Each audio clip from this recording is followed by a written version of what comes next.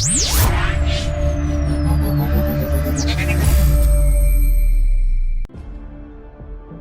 ni icyumweru cya kabiri muri Iran, ngira ngo cyuzuye uyu munsi nimba atarejo. Muri Iran hari imyigaragambyo iteye ubwoba.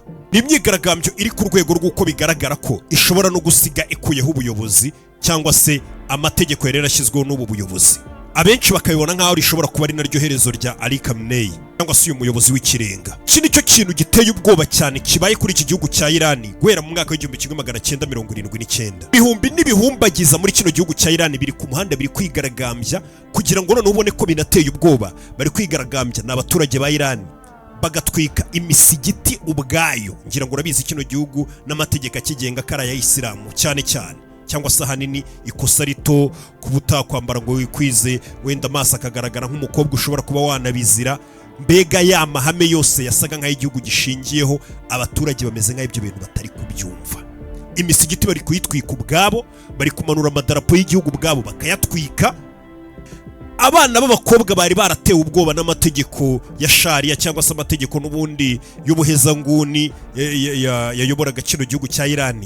Abana b'abakobwa bari gufata uwitwa ngo ni umuyobozi w'ikirenga ubutinyitse mu gihugu Khamenei, bagafata amafoto ye barangiza bakayatwika. Ubwo n'abana b'abakobwa batanikwije ugereranije n'amahame y'iki gihugu, biyambariye bisanzwe nk'uko nabo mu bindi bihugu bambara, batitwikiriye ngo n'amaso bayahishe.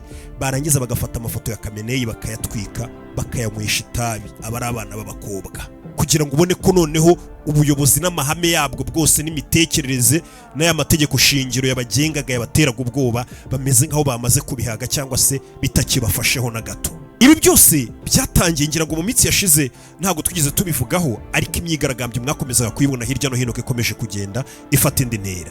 Iyi ni imyigaragambyo ahanini yatangijwe n'uko ubukungu bw'iki gihugu cya Iran buri hasi, buri ku mavi. Handi bavuga ngo ubukungu bwarangiye, ku buryo bakubwira ngo idolari rimwe rya Amerika iyo urijyanye muri iki gihugu cya Iran riri kuvunja miliyoni n'igice y'amafaranga yo muri Iran. Uri kumva ko ifaranga ryakubise agatuza muri kaburimbo. Ibi byatangiye ubukungu bwikubita hasi, ubucuruzi biranga. Abacuruzi batangira kubibona ko ubukungu byanze neza, ifaranga ryaguye hasi burundu andi faranga rigwa rikarangira. Nibwo batangiye gusa nk'abigaragambya ari abacuruzi, ubona ko ari imyigaragambyo isanzwe, ariko gake gake bigenda bizamuka bifata indi ntera, bangiza ibintu, polisi byinjiramo ngo ibacecekeshe, ndetse leta isa nkaho nayo itabishyizemo imbaraga nyinshi, itangira kuvuga ngo bino bintu twabigoragoza. Nibwo leta noneho perezida w'iki gihugu yivugiye ngo turi kubumva abaturage muri kwigaragambya, ndetse ikibazo cyanyu kirumvikana, ndetse amakosa koko ni ay'ubuyobozi. Ubuyobozi bugomba gushaka igisubizo cy'iyi mpamvu iri gutuma mwigaragambya. Perezida ubwe mu magambo ye arivugira mu mvugo ye ngo iki kibazo kiri kuba nta muntu n'umwe turi kugishyiraho kuba muri kwigaragambya. Ibihe myigaragambyo yari kiri gutangira, nta Amerika, nta Israel, nta n'igihugu cy'amahanga dushyiraho kano kavuyo kari kuba mu gihugu. Tugiye kubihindura ndetse tugerageze ubukungu bw'igihugu twongere tubuzanzahure. Ni ijambo perezida ubwo yivugiye w'iki gihugu cya Iran. Ariko imyigaragambyo yari igitangira itarafata isura ndende. Imyigaragambyo ko iminsi yicuma igenda ifata indi ntera, ku rwego noneho leta yatangiye kubona ko bino bintu biteye ubwoba. Abaturage batangira kurwana na leta, biba akavuyo kenshi, ibintu birangirika, noneho bigiye guhumira ku mirari. Perezida wa Amerika Donald Trump yahise atanga agasopa kibone no myigaragambyo gitangira, aravuga ngo abaturage ba Iran rwose mwigaragambye mu mudendezo. Perezida wanyu cyangwa se umuntu uri buze kugerageza guhohotera abaturage, ubuyobozi bwa Iran bugashaka kwica abaturage ngo nuko bari kwigaragambya kandi bari kugaragaza ikibazo gihari, ataho ngaho natwe turaza kubyinjiramo tuze kurenganura abaturage. Bishobora kuba biri mu byatumye abaturage noneho bumva ko bashobora kuba banahagarariwe, cyangwa se bakumva ko ubuyobozi bugomba kubatwara gake. Ku itariki 8 iki gihugu cya Iran cyahise gikupa interineti, kirayikupa burundu, kuko iyi interineti buriya n'izi mbuga nkoranyambaga biri mu bintu abantu bakominikaniraho, bakoroganiza ibikorwa byabo ku buryo bashobora kuba babasha kwigaragambya, bakamenya aho bahagurukira, bakamenya ibyo bari bukoreshe. Mbega izi mbuga itumanaho ryinshi rituma abantu bashyize hamwe cyangwa bashaka gushyira hamwe bashobora gupanga ikintu bakakinoza. Ni ibintu byumvikana. Niyo mpamvu usigaye ubona ibihugu byinshi abaturage iyo bahagurutse bashaka kwigaragambya, ibihugu byinshi bibakupira interineti, nk'ibyo twavugaga mu kanya muri Uganda. Nyuma y'iminsi mike perezida avuze ngo iki kibazo rwose nitwe kireba, nitwe tugomba kuzahura ubukungu.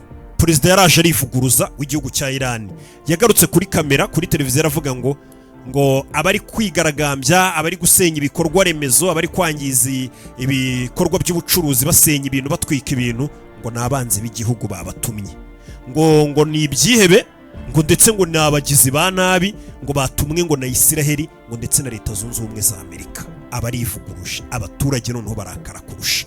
Aho ngaho abaturage noneho buberetse ko ikibazo cyabo nta gaciro gifite, no kuba bari kugaragaza ikibazo cyabo ugatangira kuvuga ngo ibaze kuba uri kugaragaza mu gihugu cyawe ngo ubuyobozi bufite amakosa yo kubifaranga riri kugwa, ubukungu bwaraguye, bagira icyo babikoraho, aho kugira ngo bumve icyo kibazo bagatangira kuvuga ngo weho watumwe n'ibihugu by'abanzi, watumwe n'ibihugu by'abanzi.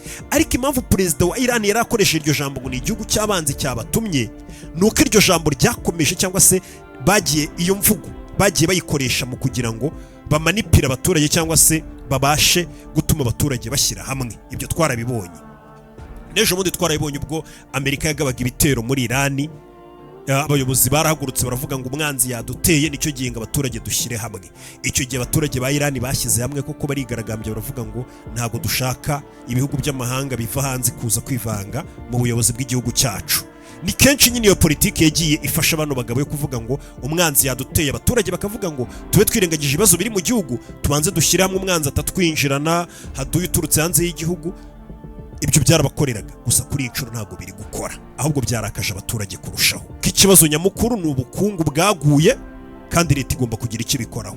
Gusa biragoye kugira icyo leta ibikoraho, kuko mu bintu byatumye ubukungu bugwa ni iby'ingenzi biza hejuru bitumye ubukungu bwa Iran buri hasi kuri urwo rwego, ni ibihano byinshi bagiye bafatirwa na Leta Zunze Ubumwe za Amerika, by'umwihariko kuva Donald Trump yafata ubuyobozi. Imyigaragambyo yatangiye bavuga bati ubukungu buri kugwa, ifaranga ryaguye, mutabare. Ubu ngubu abaturage ntabwo bakiri kwigaragambya bavuga ngo mutabare muzanzahura ubukungu.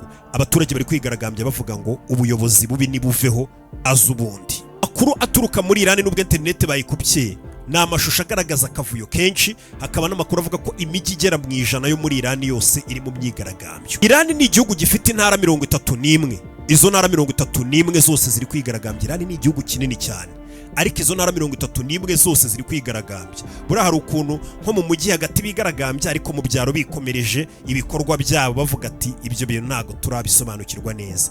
Ariko muri Iran intara zose 31 ziri kwigaragambya zivuga ngo ubuyobozi buhinduke. Abaturage bari kwataka ibikorwa remezo, ikindi bari kwataka abayobozi ba leta, by'umwihariko abashinzwe umutekano, ingo zabo n'ibikorwa byabo bakabitwika, kugeza aho batangiye gutwika noneho n'imisigiti nyirizina. Igihugu nk'iki ngiki kiba kiyoborwa n'amategeko ya Islam, kumva ngo batwitse umusigiti uhita wumva uburyo ikibazo gifite uburemere cyane. Mpamvu akantu k'umusigiti wumvishe nkitsaho cyane, ni ibintu biba biteye ubwoba kubona abanya-Irani bari gutwika imisigiti ubwabo. Amakuru nanone akemeza ko ngo abagera kuri 500 mu bari kwigaragambya bamaze kwasiga ubuzima, bishwe na leta, nyine kumwe leta ishobora kuza ikabyivangamo.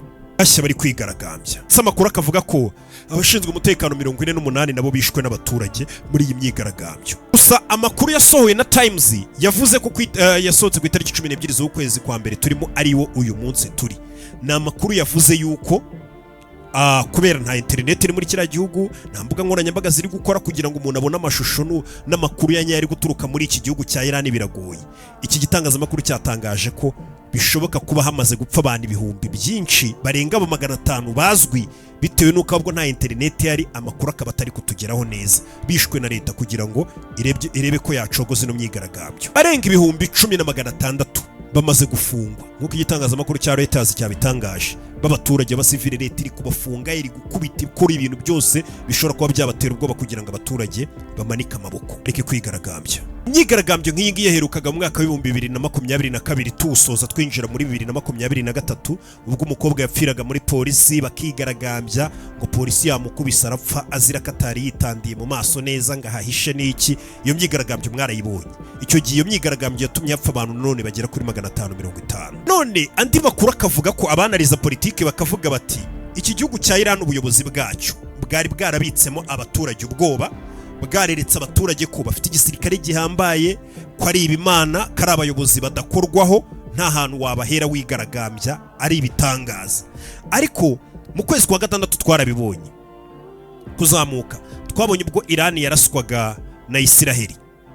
barabarashi cyangwa se na Amerika bafatanije byose twarabibonye uburyo abayitwaga ngo nabayobozi bakomeye mu gisirikare ba Irani Israel yabishe gahoro gahoro gake gake ibakoramo umusiri irabica ituritsaho babikaga ibitwaro ituritse ibintu byinshi mbega bishobora kuba byaratumye abaturage bavuga ati nyamara bwa buyobozi bwacu nubwo babudukanga nabwo buroroshya akanya kariko kose baba generali twemeraga ngo barenze uburyo bagiye babicamo wabonaga ko ari uburyo butagoye cyane Israel ari ibintu bitagoye bishobora kuba nabyo byaratumye abaturage bavuga bati ni ibisanzwe nyamara ubuyobozi nta ntege nyinshi bufite ku buryo bushobora kuba bwadutera ubwoba bigeza munsi w'ejo Perezida Donald Trump ubwo yari ari kwinjira mu ndege ya Air Force One abanyamakuru baramubajije aravuga ati ibiri kubera muri Iran ni ibibazo bikomeye cyane hari abantu bari gupfa batakagombye kuba bari gupfa bishwe n'abayobozi ati sinzi nimba nabita n'abayobozi babo atariko nimugire ikibazo turi kubikurikiranira hafi ndetse igisirikare cya Amerika cyatangiye kwiga kuri iki kibazo turi kureba amahitamo akomeye twafata kugira ngo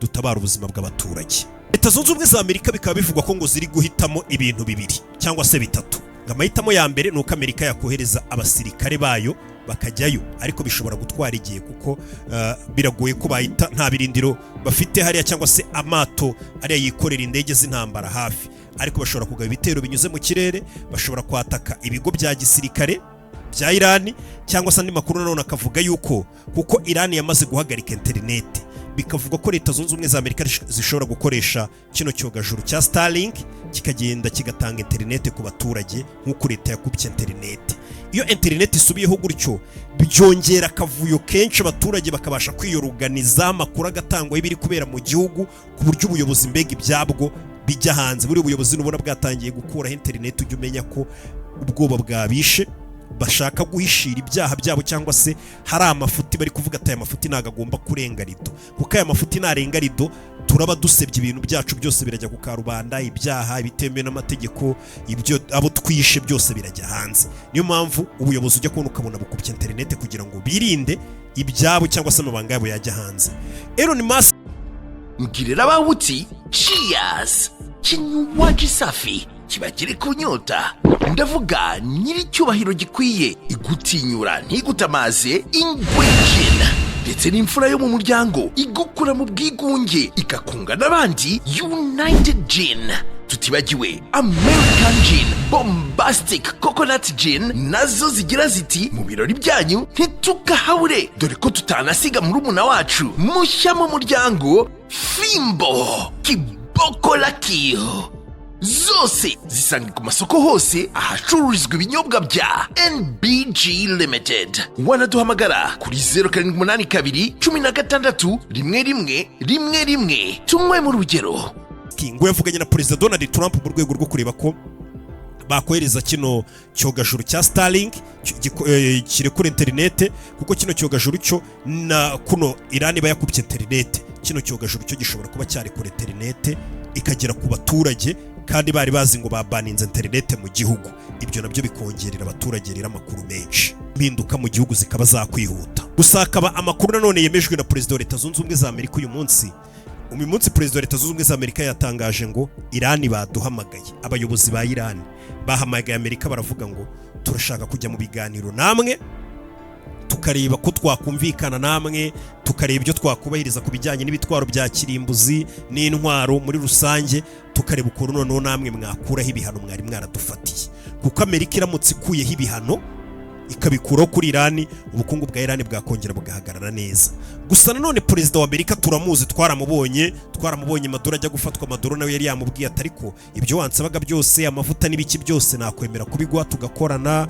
abacuruzi b'ibyabwenge nkagufasha kubahiga ariko mfasha ngume mu kazi ngume k'ubuyobozi Perezida wa Amerika yamuriye sini niyongera kumwitaba aramwihorera kugeza bamugezeho abantu benshi rero bakavuga bati Irani kubiri gusaba Amerika kuri uyu munota abaturage none bameze nkaho bashaka kwikuriraho ubuyobozi bwari bumaze igihe kinini cyane umuyobozi w'ikirenga kuba bigeze hano nyine ubona ko abaturage ubwabo babasaranye kuba batabaje Amerika ngo bajye mu biganiro sinzi ko Amerika iri buze kubyemera gusa Trump yavuze ko bari buze kubirebaho Irani yabahamagaye ngo bashaka ko bakumvikana Amerika ikabakuriraho ibihano ndetse na Irani irabyemeza ntabwo yabihakanye na Irani yavuze yuko ngo bagomba guhura bakumvikana ariko ngo ntihazemo uburyarya cyangwa se gushaka gutegeka abantu ibyo bakora ahubwo bagomba guhuriza hamwe bose kugira ngo bose bunguke ariko urumva ko Iran nimba yagezaho ihamagara Amerika ishobora kuba yiteguye icyo aricyo cyose kugira ngo ubutegetsi bugumeho abaturage bataza kubukuraho bugahinduka.